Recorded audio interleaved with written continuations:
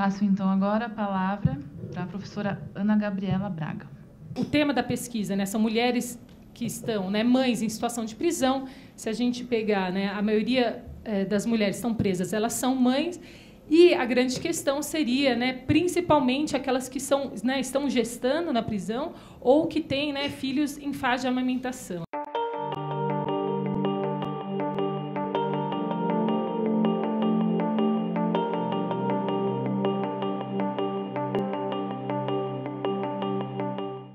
Então, dessas entrevistas que a gente fez com as operadoras, com os operadores e com principalmente as militantes aí do direito das mulheres presas, a gente chegou a algumas propostas da qual eu vou sistematizar agora, né? Primeiro seria, né, o cuidado com as crianças. Então, a construção de creche externa ao ambiente prisional e a garantia de trabalho às mães. Né, e uma discussão que a gente está vendo e que parece uma certa dicotomia que a gente tem que enfrentar é que ou você institucionaliza a criança, porque você põe para ela numa creche dentro do sistema prisional, ou você a separa da mãe. Né, parece que esse é o dilema que é posto nesse tema.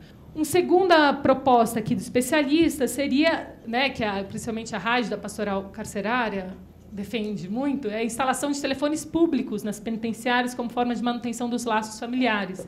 Né, para a mãe acompanhar, às vezes, o dia a dia dos filhos fora da prisão.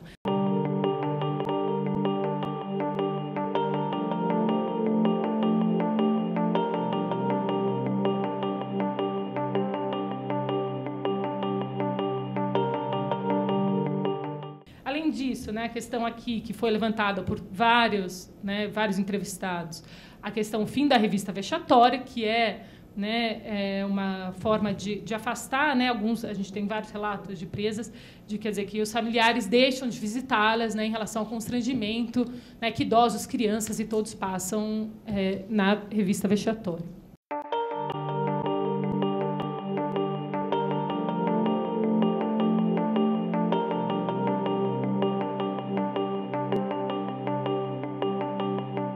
Uma terceira proposta seria, né, que eu acho que é o que a gente, né, seria o ideal, seria o desencarceramento, né, que seria a aplicação da medida cautelar de prisão domiciliar e quando não couber a liberdade provisória, né, porque a regra é liberdade provisória, se não puder dar liberdade provisória, que seja concedido, né, a prisão domiciliar em substitutiva, né, da prisão cautelar e também seja aplicado alternativas penais.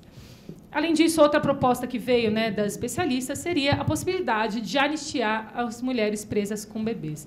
Também a anistia esbarra na questão do crime de tráfico, é um crime hediondo, e normalmente, quando tem, né, os decretos de anistia, as mulheres ficam fora, porque justamente o tráfico fica fora. Um diagnóstico que a gente fez com a pesquisa é que as áreas cíveis, criminais da família, né, elas não dialogam entre si. Então, muitas vezes você tem uma decisão, né, na área criminal, a qual não é comunicada com o juiz da infância. Então, tem alguns relatos de, por exemplo, né, mulheres que perderam a guarda dos seus filhos por serem da revelia no processo delas, no processo civil. E então elas foram intimadas, não compareceram, revelia, perderam a guarda, sendo que onde elas estavam sob tutela do Estado, presas num processo criminal. Né? Então, esse tipo de comunicação entre varas, né, de repente, o que está, né, no processo da infância e juventude, entrar em contato para ver se essa mulher que não compareceu, se ela está presa ou não, tipo de coisa que a gente não vê. Então, uma das propostas seria integrar essas áreas, né, não somente na Defensoria Pública, mas em áreas, né, na promotoria e no judiciário.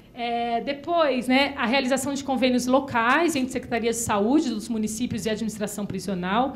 Então, esse é outro diagnóstico interessante, né, em relação às competências. Tem algumas competências são municipais, outras são estaduais. Por exemplo, a competência em saúde, né, normalmente quem fornece os médicos, etc., é a Secretaria Municipal.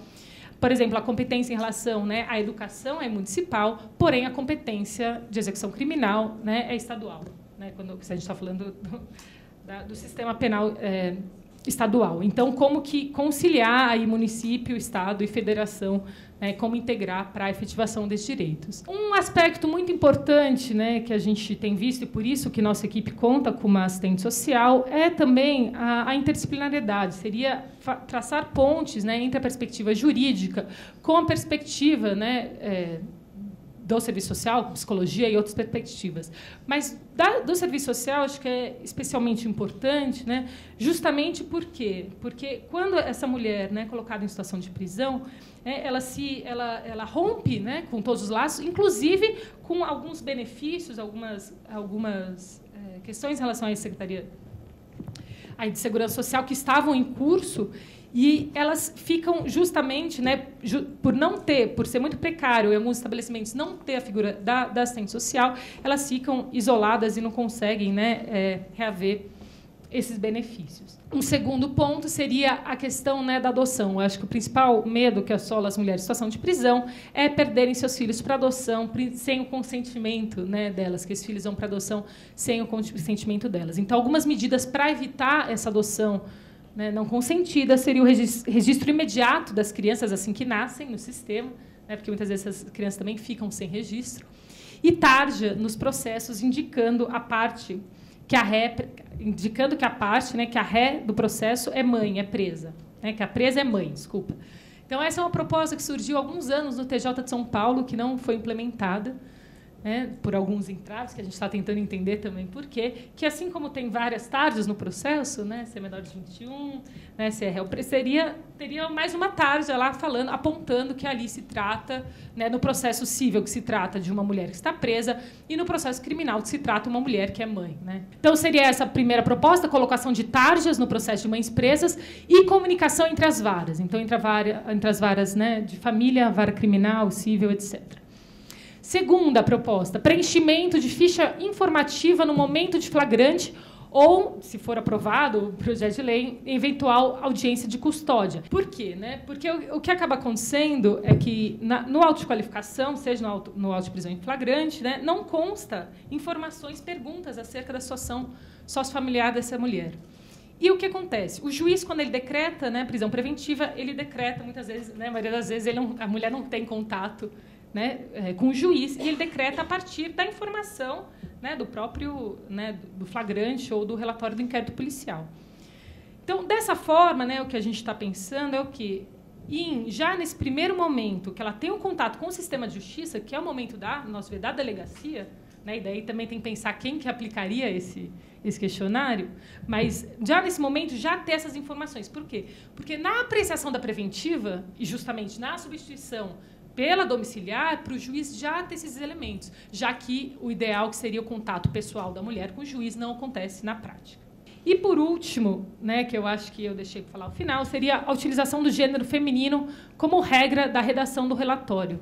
É uma pesquisa feita por 6 mulheres, as entrevistadas são mulheres, né, a política pública é para a mulher. Então, se o gênero masculino, na nossa pesquisa, é exceção, por que a gente vai utilizar, né, a língua masculina como regra? Né, o gênero masculino como regra, então, é uma provocação que a gente está tentando fazer, e justamente como um marco político, né, porque a mulher, uma das questões que, né, todo mundo sabe que trabalha com o sistema prisional, é que a mulher, né, tem uma certa invisibilidade nesse espaço e que o espaço e as políticas destinadas a ela são sempre secundários. Né? Então, a mulher é sempre em segundo plano. Então, justamente, a gente colocar no feminino e causar esse estranhamento que vai causar é colocar, né, a mulher em primeiro plano. Então, acho que a linguagem ela constitui. Então, acho que é importante essa aposta.